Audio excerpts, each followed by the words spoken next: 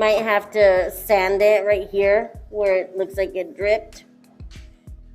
But it's so low to the bottom because the baseboard will come up that we might get away with just lightly sanding it and just painting it with a paintbrush. Nothing too crazy. If you already go over it when you're texturing and then you go over it again, if it's too dry, it'll skip like this. To me, it is a little thick, but it's not bad. It's all uniform. It's all good. Like I said, it passed inspection, so it's okay if it looks like this. Their house over here, theirs was like really thick. They had to sand a lot.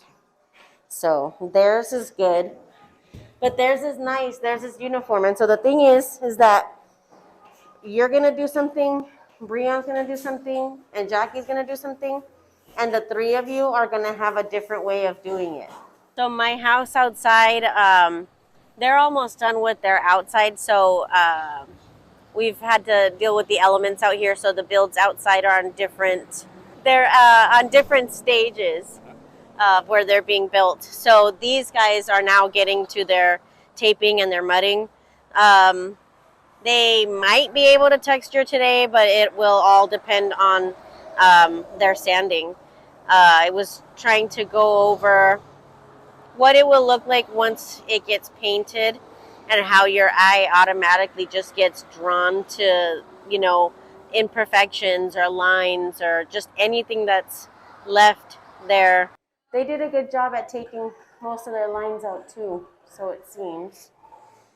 Because I don't see any crazy ones. But once you have the lights on in here, dude, you're going to see everything. This is hard because it's just this one light and I'm putting it right on the spot.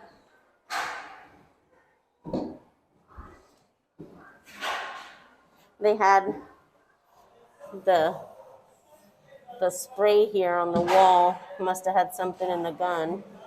You can feel that too. It's basically going over texture. It's a difficult thing to explain because I can show you and we can do it together, but until you start doing it over and over again and you start to really understand what it is that you're looking for and also the method in which you do that, and once it clicks and you know what to do, it becomes an easy thing and you can do that texture pretty quickly, But when you don't have any idea, you're not really sure what to look for, it makes it 10 times harder and it's very, very frustrating.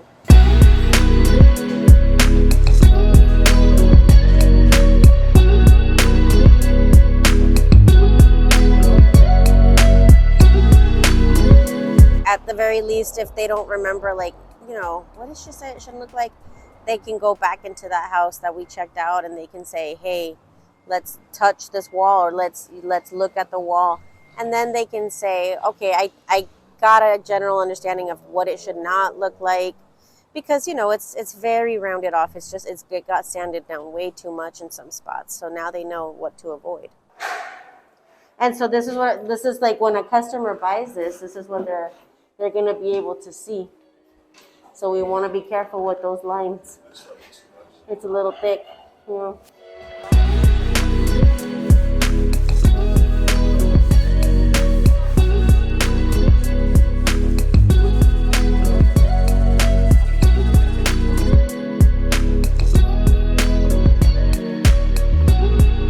Once the texture passes inspection, before we paint, we caulk all of the corners and all the sides, all of the window edges. Okay? So do you have an idea now of what you're looking at? Do you understand? And when we go over texture, we'll do that together as well.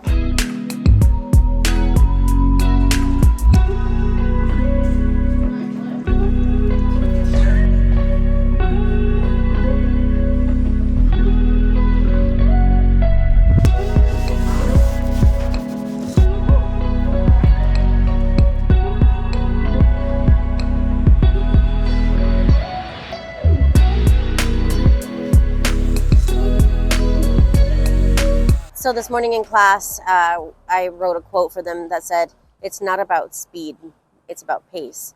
So I told them that they're doing a really good job as long as they continue to maintain their pace and that they all just continue to keep working and doing what they're doing.